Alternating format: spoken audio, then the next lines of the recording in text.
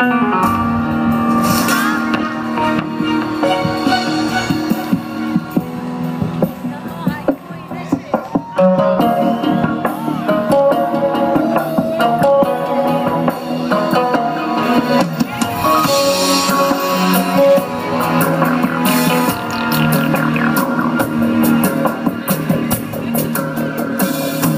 پرنده باشی اما رها نباشی، میشه دلت بگیره اسیر قصه باشی.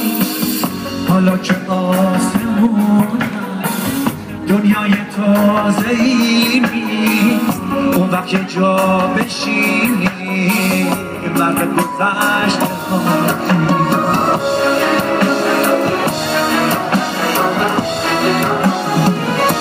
ترسیده باشی از کوچ اوجو ندیده باشی، واسه یه مشتدونه اهلی آدماشی، تو سایه ها بمونی درگیر سایه هاشی، مفهوم زندگی رو از یاد برده باشی.